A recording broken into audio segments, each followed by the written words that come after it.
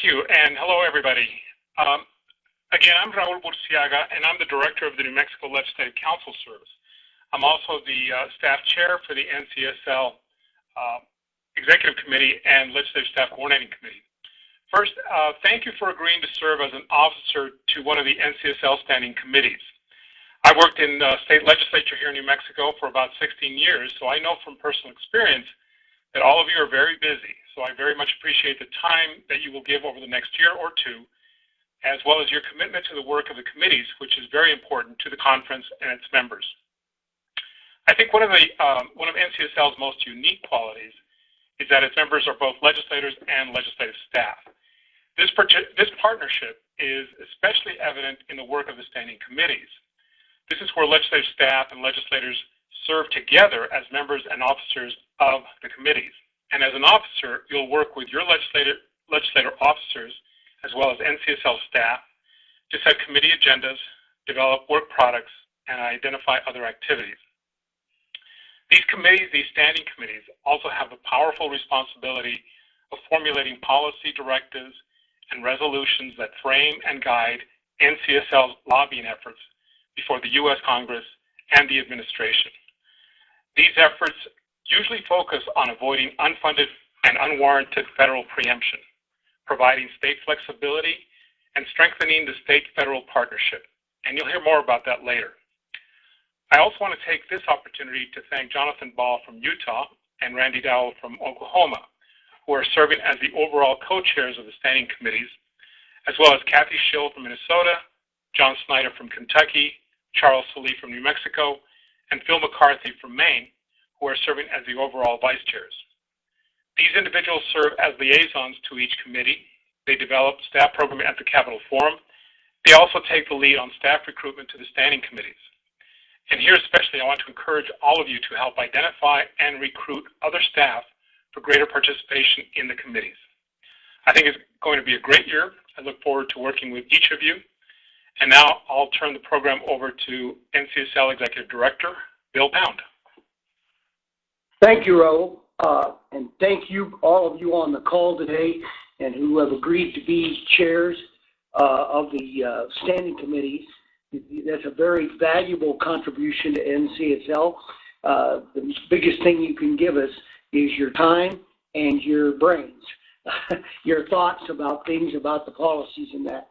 And I want to encourage you as we go through the year or on this call now, to offer suggestions. Don't hesitate to ask why, or are we doing this, or we ought to be doing this, to make suggestions, because that's where we move forward with things. And I think the next several years in government in the United States should be very interesting and exciting, probably. But I would second what Raul said about your involvement in that, and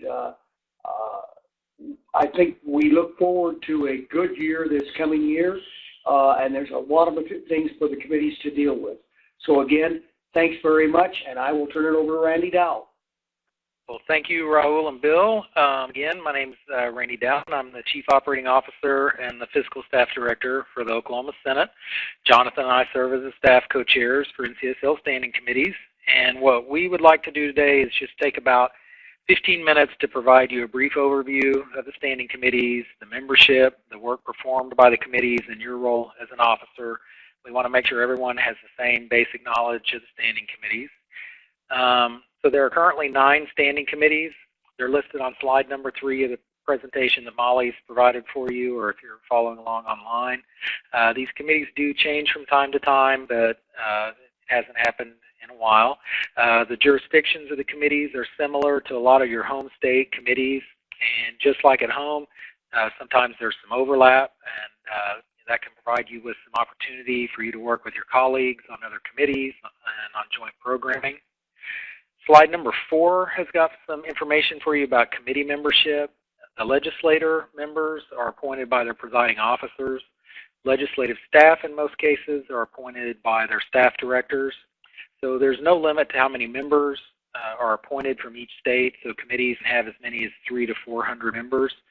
You're obviously not going to see all those people, at one meeting. For the Capitol Forum, you may see anywhere from 25 to 50 people, and at the Legislative Summit, you're going to see more, anywhere from 75 to 150. So, any of you that have been to a committee meeting know that they're open to all the legislators, to all the legislative staff, the media, other meeting registrants, and that includes our private sector partners. You don't have to be a member of that committee to go and see what they've got to say. Slide number 5 shows how the leadership of the committees is selected. On the legislator side, the NCSL President, Senator Mike Ronstall of Iowa, and President-elect Senator Deb Peters selected the legislator officers of the standing committees. They serve a 2-year term, and that is done at the start of every biennium. For you all, for the legislative staff, there are staggered terms. Raul is the staff chair, selected about half of the staff officers this year. In most cases, 1 co-chair and 2 vice chairs, and all of you will serve a 2-year term. The other half of the staff officers were appointed last year by Carl Arrow. If anyone is on the call who was appointed last year, you're in the 2nd year of your 2-year term. Slide number 6 talks about the value of the standing committees. NCSL standing committees function similar to those in the states and provide members with opportunity to have policy discussions, to learn about best practices, and establish the conference's policy positions on state and federal issues. My favorite thing about the standing committees is just the opportunity to network with your colleagues from around the country. As an officer, I would encourage you to just take the most advantage of that as you can, just to meet people from other states and see what you can learn from each other. We have one of our vice chairs for standing committees on the line, John Snyder from Kentucky, and he's going to share a few words with you about that. Thanks, Randy. You're absolutely right. The networking opportunities that are offered through our participation in this are the most beneficial aspect of the officer experience to me. I've been an officer on and off in terms on the old Transportation Committee, and then I worked for Natural Resources. The one thing I've found out through all my experiences with NCSL over the years is that nobody understands the jobs we do as staff like other legislative staff in other states. It's really a non-transferable skill. But what this does is allow you, and I encourage you as well, along with Randy, to seek out those other members on your committee. The contacts you make are going to be invaluable because you're going to get the legislators asking you all sorts of questions about what other states are doing. And what they provide you is not only direct subject matter knowledge, but maybe sometimes more importantly, they can serve as a lifeline to somebody in another state. When I get a call from, wanting to know how they do something in Texas, I don't know too many people in Texas that work directly in transportation, but I do know Jennifer Jones, who I've served with as a staff officer for years. I can call Jennifer and I can find out the right person to talk to, which is really about 90% of the battle most of the time.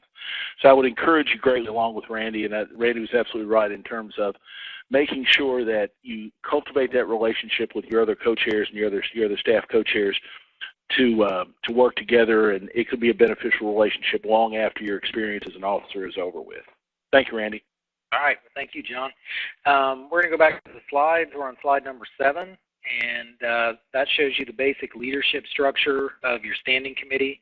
Each committee has 2 legislator co-chairs, a Democrat and a Republican, 2 legislative staff co-chairs, and then a number of legislator and staff vice chairs. In most cases, you're going to have 4 staff vice chairs.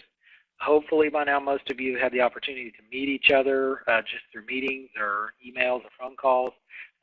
After this call, we will share an officer's roster with the group so that you not only have our contact information, but also the other overall vice chairs and the other standing committee officers. Slide number 8 details your abilities as a staff officer. So just the basics here are helping your legislator chairs, vice chairs set committee agendas, moderating sessions, and coming up with questions to ask various speakers at the sessions, outreach efforts with members of the committee and others, developing work products like policy positions and resolutions, and the only officer function that's reserved for legislators is lobbying and testifying before Congress and the administration on conference positions and state and federal issues. So with that, I'm going to kick it off to Jonathan Ball. All right. Well, thank you, Randy. Thanks very much. Welcome, everyone. My name, as Randy mentioned, is Jonathan Ball, and I'm a legislative fiscal analyst in Utah. I'm on slide 9 now, if you're following along on paper. And now that you've heard a little bit about how you got here and what the standing committees are, a little bit about what your role is, I'm going to spend some time talking about what the standing committees themselves do. And what are their work products? These are very important, particularly for staff who may not be able to travel to attend meetings. Raul and Randy both already mentioned one, and that's policy directives and resolutions. So you can get directly involved in those in the drafting stage via email, in consultation with NCSL staff and with your co-chairs. NCSL offers a number of traditional products related to standing committees, the meetings themselves, of course, but also webinars and emails. There are other opportunities for networking. The standing committee meetings themselves are good opportunities for that, as John mentioned. I want to highlight a new one that is a new requirement this year, and that is every committee this year going forward will publish a monthly newsletter to send to all of the members of the committee. So you could and should be involved in those. And not on the slide here, but you're always encouraged to explore other ways to engage committee members. And that really would be up to you, but lots of different opportunities, different ways to get involved and make your committee more productive. Moving on to slide number 10. Here are some questions that you might find helpful when trying to identify committee programming. So that's Randy mentioned. One of the things your role would be to help identify what you're going to talk about in your committee. So I won't read each of these to you, but if you went through this list, you could probably identify a dozen or so issues that would be of interest to your committee and kind of prioritize those with NCSL staff and with your legislator chairs. Kathy Schill is one of our vice chairs for the standing committees, and Kathy, are you on the line? Unfortunately, we're having a problem getting her connected. We lost Kathy. Okay, well, I'm going to kick it to John Snyder then, since he is on the line. John, could you give an example of this, something from your experience? Yeah, you know, Jonathan, just off the top of my head, the two that we've really talked about, and the first one was several years ago, and it's kind of settled down a little bit. But Molly is a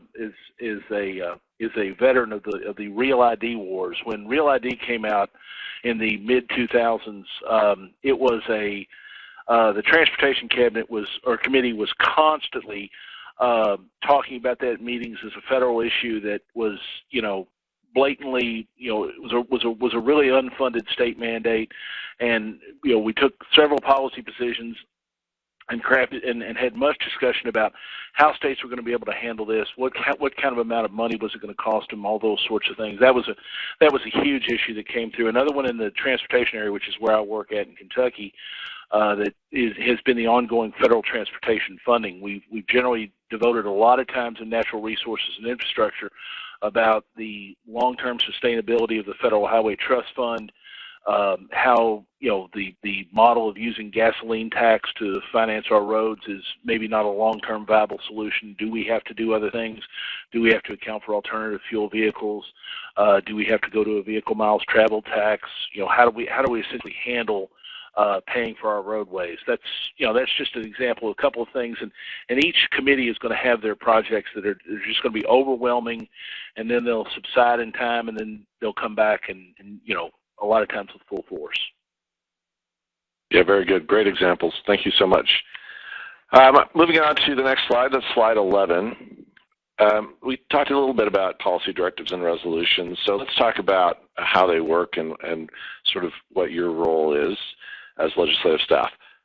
So legislative staff do not vote on NCSL policy, directives, and resolutions.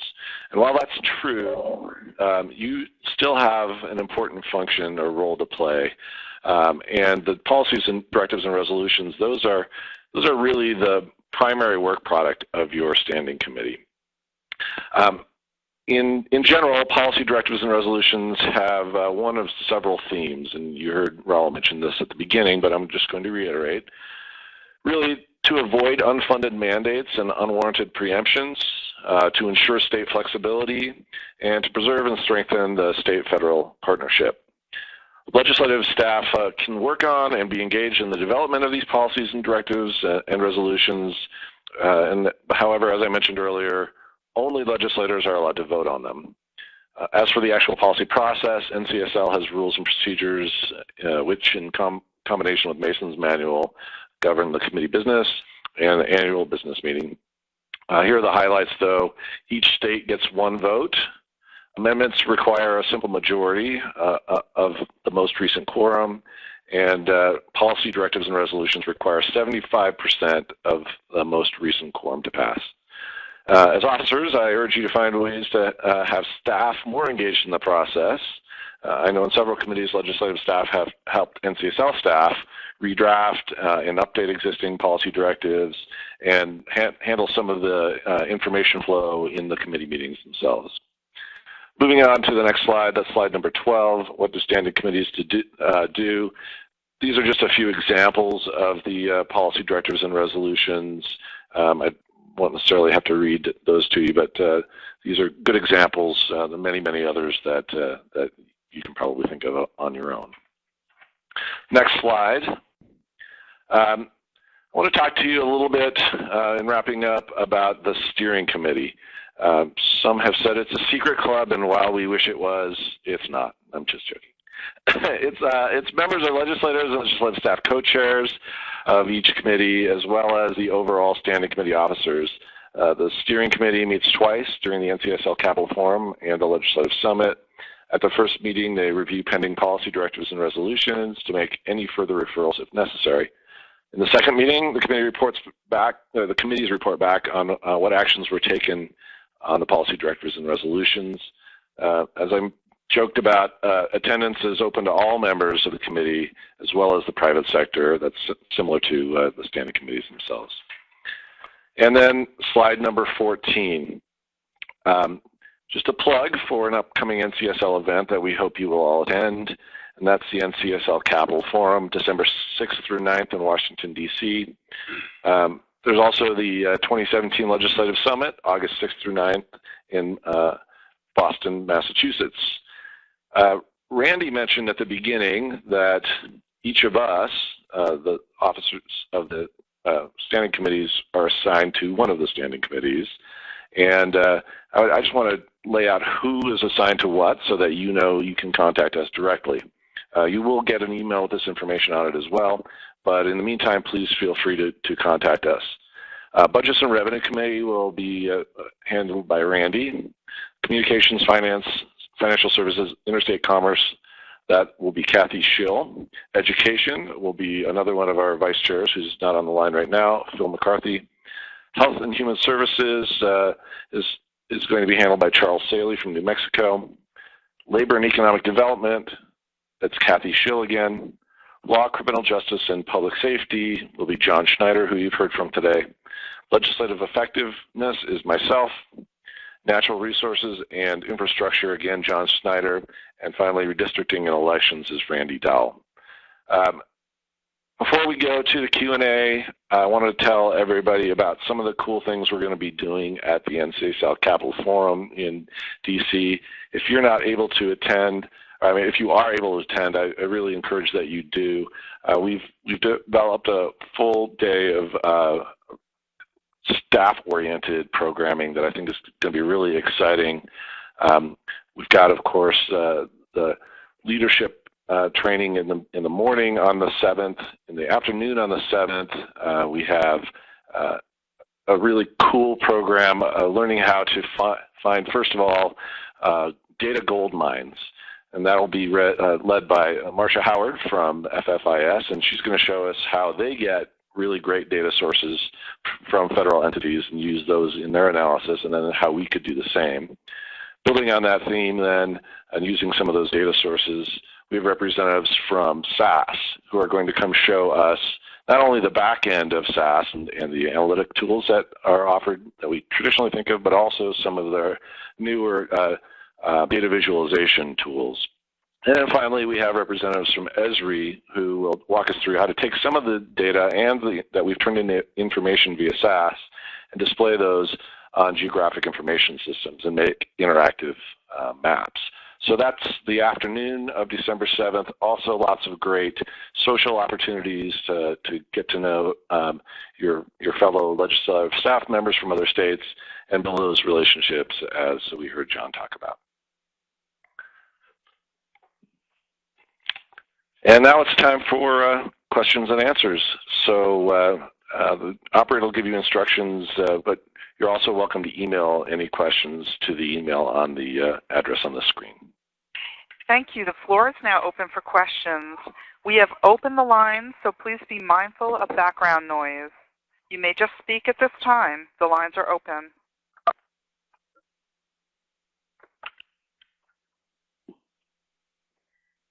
Jonathan, Hello, Randy. Oh, go ahead.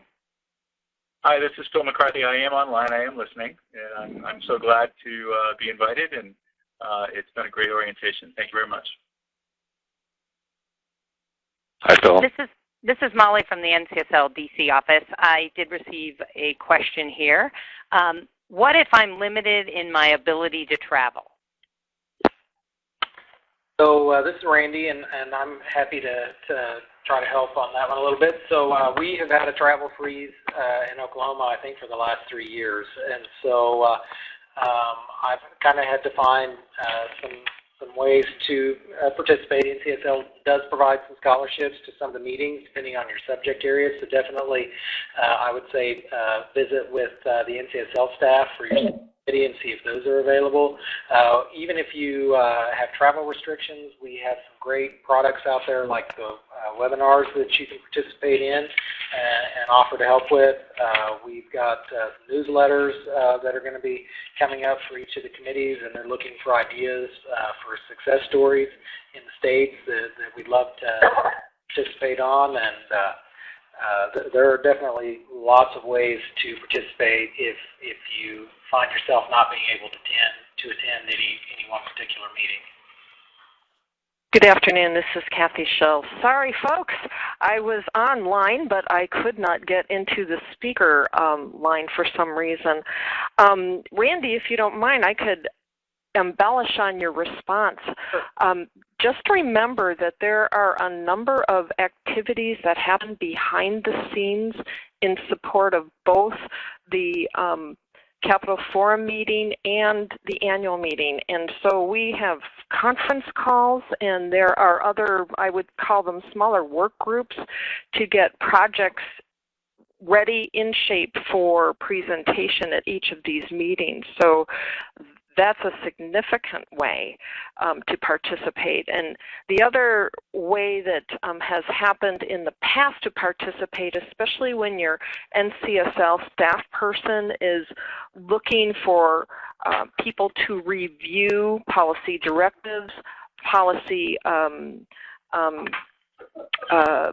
I want to say, starts with the word R, but the items that the committee is working on, often they need staff people to review them. And so that's a significant portion as well in preparation for these meetings. Resolution, that's the name. Resolution.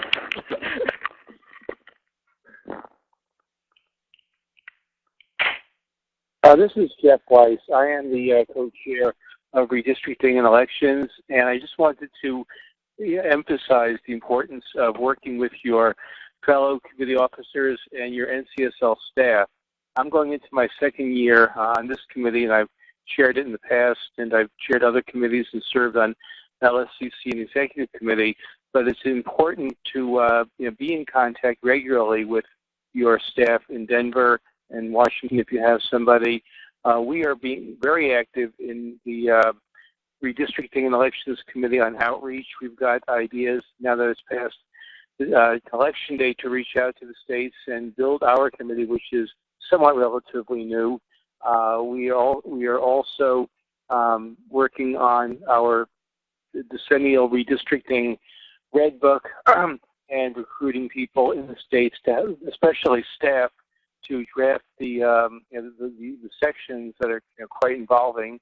And I was pleased to hear that we'll have monthly newsletters. Some of the committees or the program area staff at NCSL put out newsletters that sometimes don't often mention the committees or the officers. And I've really worked with my staff in Denver to ensure that the members themselves are more participatory than simply chairing a session at the Capitol Forum and the annual summit. So regular involvement. I talk to my staff at least once or twice a week, and email many more times than that.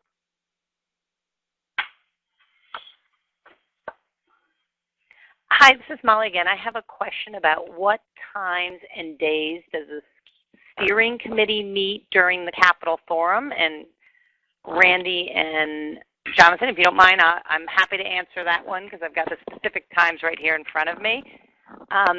The first steering committee will be at the end of the officer leadership training, and that will be at 11 a.m. on December 7th.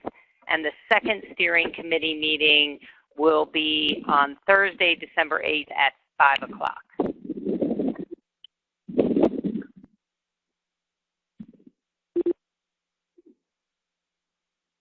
I have one additional question. Do the committees only meet at the Capitol Forum and the Summit, or are there other meetings, in-person meetings? I'll get that one, Jonathan. There are some special meetings sometimes. It depends if there's funding available. The Education Committee does use some grant funding to meet more often than that. Sometimes those meetings are a little more limited in scope, especially if they're using grant funding, to facilitate the meeting. But Molly, I'm not aware of any other special meetings. No, that's right. Okay.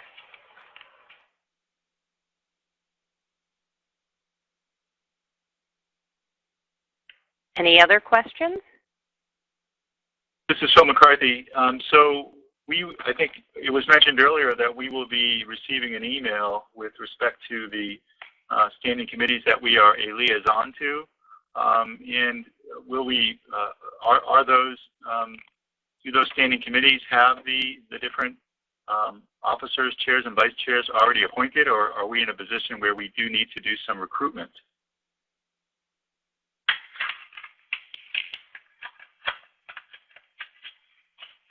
This is Molly. The officers are already appointed. This was just so far as recruitment for new membership to the committee.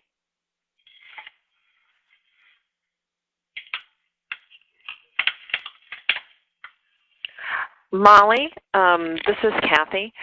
Once again, is this a good time to point out on the evening of December 6th? If people arrive early, we're looking for a Dutch treat dinner.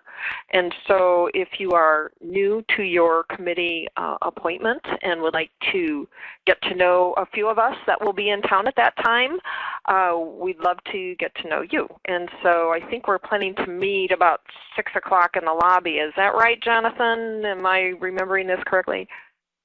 Yep, that's correct. And we're hoping that it'll be just a nice casual evening for people to get to know each other. So we encourage everybody to attend that if you can. And we will send out more details in an email about that with also the location of the restaurant. Let me just add to that. I mentioned there are a number of social events. There's also on Wednesday night, there will be an NCSL Foundation dinner at Charlie Palmer's. You should all receive an invitation for that. If for some reason you don't receive an invitation, please let NCSL staff know, the staff member to your committee know.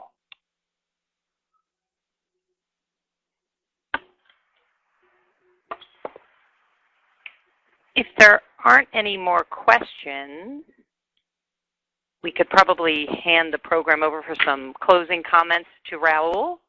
Raul, are you still with us? I'm still here, yes. Thanks, Molly. Again, I want to thank all of you for being on the call and appreciate the time that you're going to spend working with the standing committees and with NCSL staff. I did want to briefly mention something. We mentioned several times that one of the things NCSL tries to help states do is to avoid unfunded and unwarranted mandates or preemptions. Sometimes those are insufficiently funded or minimally warranted, and that still allows the standing committee to have some dialogue sometimes with the federal government. I was very active with the Legislative Health Committee before it became Legislative Health and Human Services Committee, and the NCSL DC staff did a great job of getting in touch with federal agencies and contact staff on what was coming down the pike. That becomes really important because, unfortunately, sometimes the federal agencies relating to any of the standing committees issue their notifications or communications to the governor of the given state and forget about the legislature. So I think it's really important to work closely with your NCSL staff, because sometimes it's the only way the state legislatures get notice of what is occurring in D.C. Lastly, I would add that the Executive Committee is putting together a working group on looking at the standing committees, how they function, whether any tweaks, revisions might be needed.